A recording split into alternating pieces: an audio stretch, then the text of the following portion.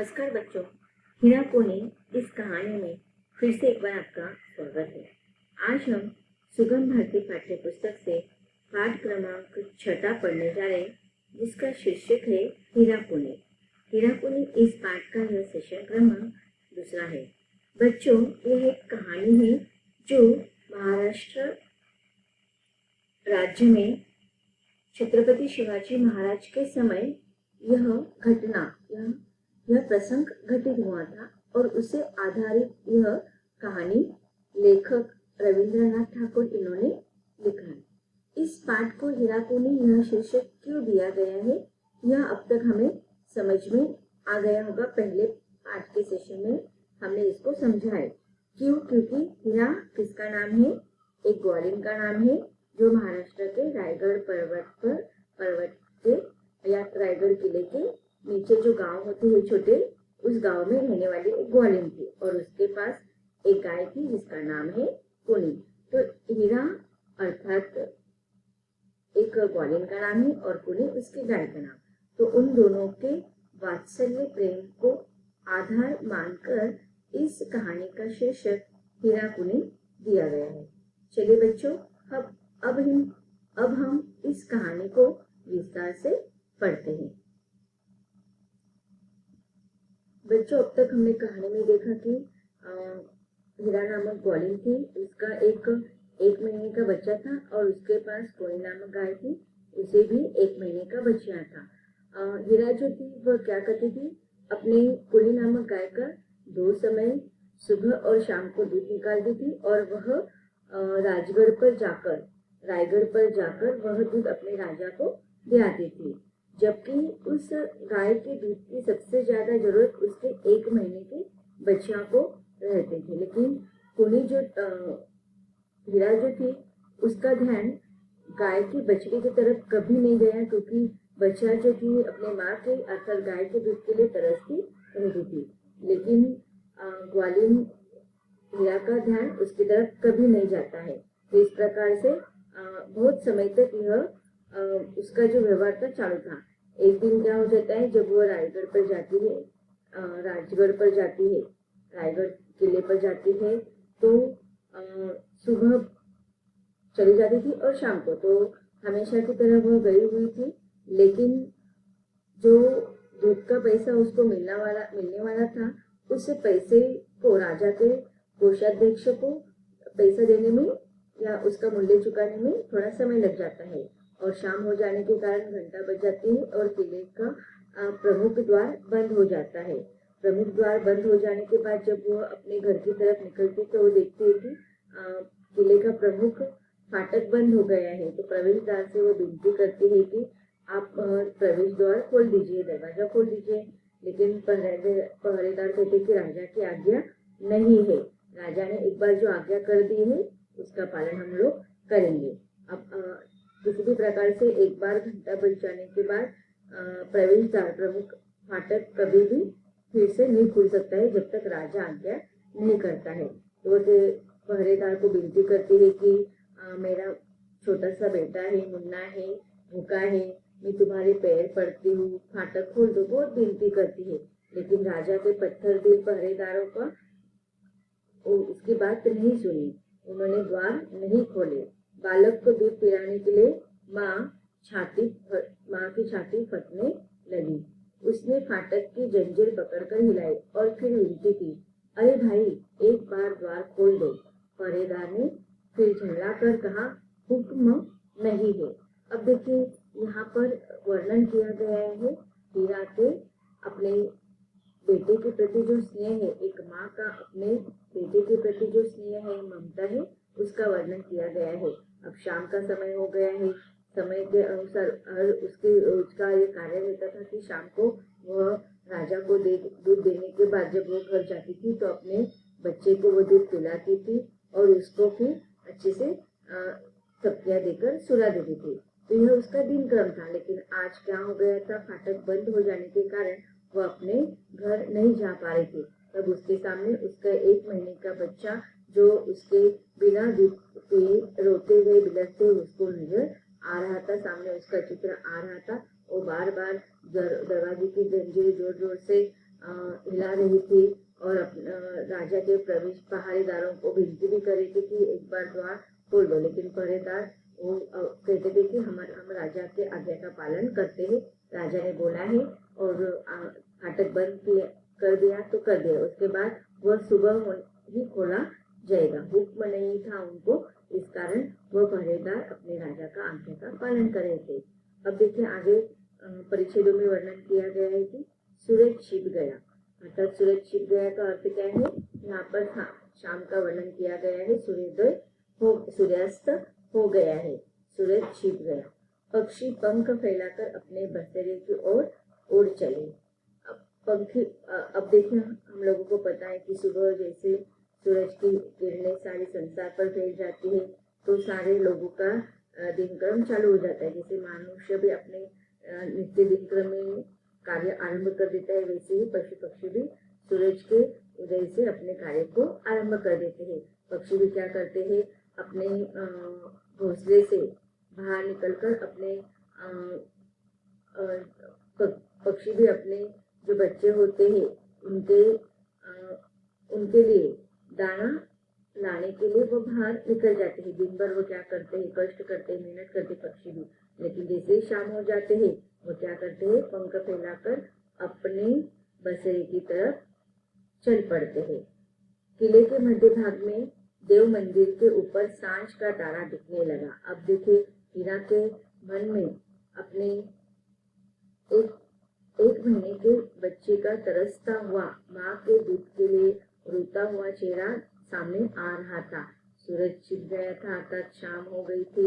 पक्षी भी शाम होने के कारण अपने घोंसले की तरफ बढ़ रहे थे और जैसे जैसे वो सारे वातावरण जो शाम का उसको दिखाई दे रहा था, वैसे वैसे उसका हृदय अपने बच्चे के लिए तड़पने लगा था। किले के मध्य भाग में एक मंदिर था, देव मंदिर था और उसके ऊपर एक सांझ का तारा उसे दिखाई दिया, अर्थात यहाँ पर शाम का वर्णन किया है।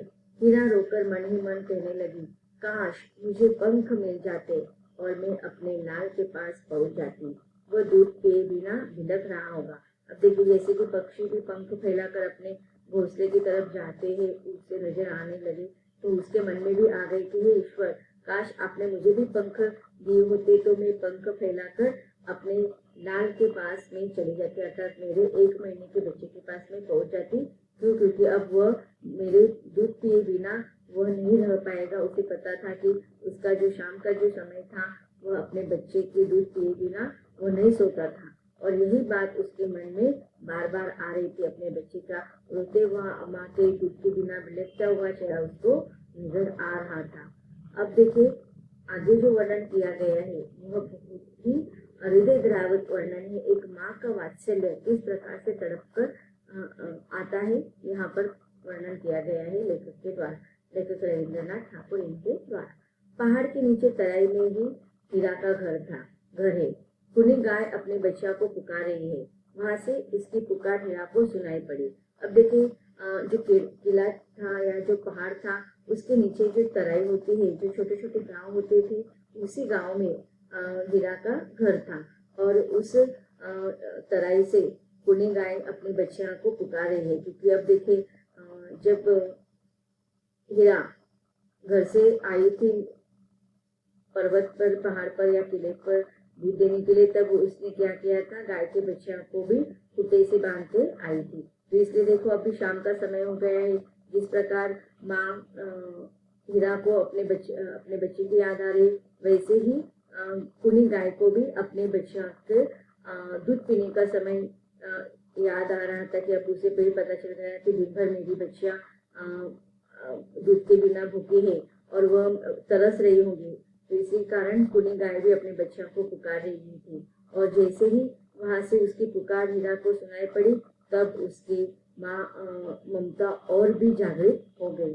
वह दूध की मटकी पटक पटक कर उठ खड़ी हुई, वह किसी रास्ते की खोज करने लगी। अब देखिए ये जो वातावरण, ये जो वर्णन है, ये बहुत ही हृदय स्पर्शी वर्णन है। यहाँ पर माँ के वात्सल्य प्रेम का भावुक वर्णन किया गया है कि एक माँ अपने बच्चे के स्नेह के लिए, अपने प्यार, बच्चे के प्रति जो प्यार होता है उसके लिए वो क्या नहीं कर सकती है, इसका वर्णन यहाँ पर लेखक ने बहुत ही सुंदर शब्दों में किया है। जैसे ही वो गाय के बछिया के लिए पुकारने का आवाज सुनती है तो उसे अपने बच्चे की याद आने लगती है और अपने बच्चे की याद में वो तड़पने लगती है और वह किसी भी प्रकार से अपने बच्चे के पास पहुंचना चाहती थी और इसीलिए उस किले से वह जो प्रमुख प्रवेश द्वार था वो तो बंद हो गया था। अब अपने बच्चे के पास वो कैसे पहुंचे, तो इसके लिए वह उस जंगली रास्ते से, उस पहाड़ी से कोई ऐसा रास्ता खोजना चाहते थे जिसके द्वारा वो अपने बच्चे के पास पहुंच सके। किले की दीवारें पुरानी थी। एक जगह पर किनारे से पहाड़ धंस गया था। एक पीपल का पेड़ दीवार पर झुका था। उसी जगह पर आधी रात में चांदनी पड़ रही थी। हीरा ने चांदनी में देखा कि चट्टानों की नोकें घड़ियाल के बड़े बड़े दांतों की तरह चमक रही है।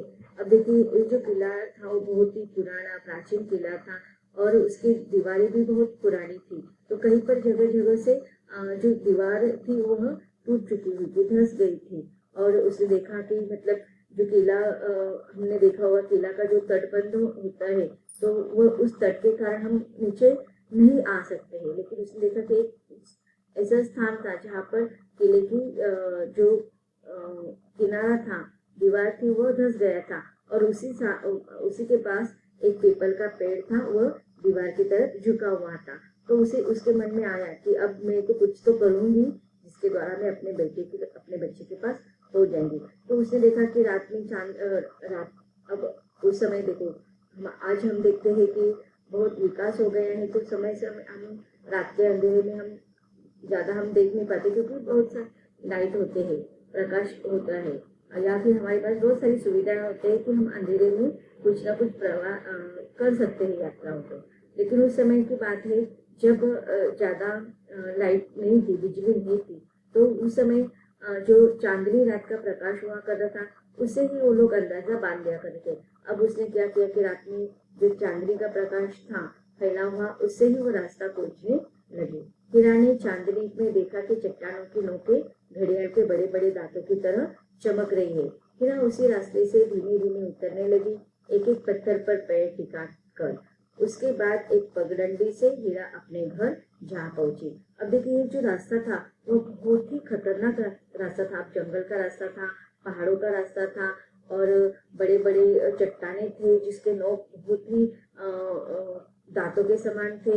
लेकिन उसने उस सारी चीजों का अंदाजा नहीं किया। उसने अब उसके सामने से उसका रोता बिलखता हुआ बच्चा दिखाई दे रहा था और उस समय उसे केवल अपने भूखे प्यासे बच्चे के पास जाना, यही उसका उद्देश्य था, वही उसका ध्येय था। एक माँ थी, अपने बेटे के बिना वो नहीं रह सकती थी क्योंकि उसे पता है कि यह समय जो था उसके बेटे को माँ का दूध पिलाने का था। और इसी कारण वह जो भी उसके सामने जंगल के रास्ते से देखो सांप गुजर रहे थे, बहुत से मधुमक्खियों का डर था, ये बहुत सारे वो सारे संकटों को, मुसीबतों का सामना करके एक पगडंडी का सहारा लेकर वह अपने घर जा पहुंची। उस समय रात का तीसरा पहर बीत रहा था।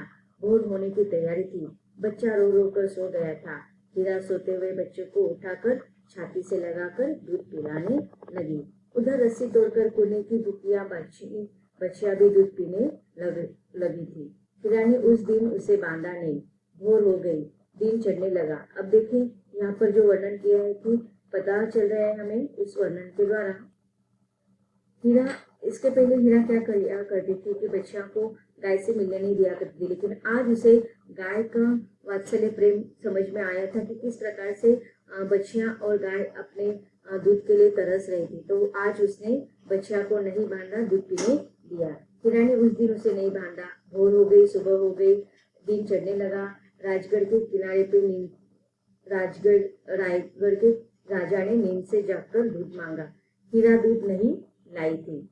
इस प्रकार हीरा अपने जीवन को संकट में डालकर अपने बच्चे के लिए वो वात्सल्य भाव जागृत हो जाता है और वह अपने बेटे के पास पहुंच जाती है। आगे कहानी में लिखा है, भोर हो गई अर्थात सुबह हो गई, दिन चढ़ने लगा।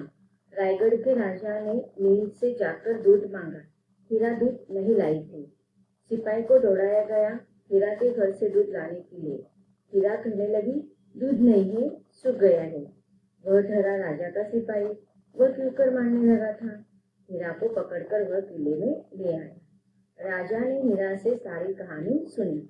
अब देखिए यहाँ पर ये जो प्रसंग है इसे जब सुबह हुई तो राजा को दूध की जरूरत पड़ी, इसलिए राजा ने बुलाया। हीरा की याद आई। यह भी तो बात ठीक है, लेकिन दूसरी बात क्या थी कि पहरेदार वो सोचने लगे, अरे रात के समय जो हीरा नामक जो ग्वालिन थी वो कहाँ गई, क्योंकि रात को तो फाटक बंद हो गया था और वह इतना विनती कर रही थी, लेकिन वो कहाँ चली गई। लेकिन जैसे उनको पता चल जाता है कि सुबह वो अपने घर पर है तो वह आश्चर्यचकित हो जाते हैं और वह पहरेदार राजा को जाकर यह बात बता देते हैं। अब इसी कारण हीरा को पकड़कर किलेदार ले आते हैं सिपाही राजा के पास, क्योंकि राजा को यह जानना था कि आखिर फाटक बंद होने के बावजूद भी हीरा अपने घर कैसे पहुंची। और इसी कारण राजा हीरा को बुलवा लेता है। राजा ने हीरा से सारी कहानी सुनी, उसका दिल पिघल गया। राजा ने हीरा को एक गांव जागीर में दे दिया और जिस मार्ग से हीरा अपने जीवन को संकट में डालकर अपने बच्चे के समीप जा पहुंची थी, राजा ने उस कठिन रास्ते का नाम रखा हीरा कुंड। अब देखिए जैसे ही राजा को हीरा के द्वारा वह सारी कहानी पता चल जाती है कि वो बताती है कि रात मुझे पता नहीं है, राजा भी कहते हैं उस समय कि तुम जिस रास्ते से अपने घर गई वह रास्ता हमें दिखाओ, लेकिन हीरा उस समय कहते हैं कि नहीं, अब आप मुझे कितना भी पूछेंगे तो भी मैं वो रास्ता नहीं आपको दिखा पाऊंगी, क्योंकि रात को मैं जिस रास्ते से गई थी उस समय वो मेरी जरूरत थी। उसकी जरूरत क्या थी, उसका वात्सल्य था, उसकी जरूरत थी उसके बच्चे के पास उसका पहुंचना, और माँ की उस समय जो जरूरत थी वह उस समय उसको उस रास्ते के द्वारा उसके घर पर पहुंचाया था। इसीलिए वह कहते कि अब वह किसी भी तरह से उस रास्ते पर से अपने घर पर नहीं जा पाएगी, और इसी कारण उसके द्वारा जो संकट में उसने अपने जीवन को संकट में डाला था, और जिस प्रकार वह अपने बच्चे के पास पहुंची तो उसने जो नया रास्ता खोजा निकाला था, उस रास्ते को राजा ने प्रसन्न होकर नाम दे दिया हीराकुनी, और उसे प्रसन्न होकर एक गांव भी जागीर के रूप में दे दिया। अब उस राजा ने उस रास्ते को नाम क्यों दिया हीराकुनी? हीरा अर्थात उस ग्वालिन का नाम और कुनी अर्थात उस गाय का नाम अर्थात हिरकनी। अगर आप चाहे तो मराठी में हिरकनी नाम का एक फिल्म बनाई गई है, जिसमें इस हीरा के द्वारा वह रास्ता रात का जो वर्णन है, किस प्रकार से वह रास्ते कठिन मार्ग से अपने बच्चे की तरफ जाती है, वो ममता का उसका वात्सल्य का प्रसंग उसमें बहुत ही सुंदर दिखाया गया है। अगर आप चाहे तो वो फिल्म अवश्य रूप से देख सकते हैं। तो बच्चों, इस कहानी से हमें हीरा की वात्सल्य भावना तो दिखाई देती है, लेकिन गाय कुनी की भी वात्सल्य प्रेम हमें दिखाई देता है। हमें जिस प्रकार से मानव जाति से हम दया भाव रखते हैं, वैसे ही हमें हमारे इर्द गिर्द रहने वाले पशु पक्षियों से भी स्नेह की भावना रखनी चाहिए। यह कहानी यहीं पर समाप्त होती है। धन्यवाद।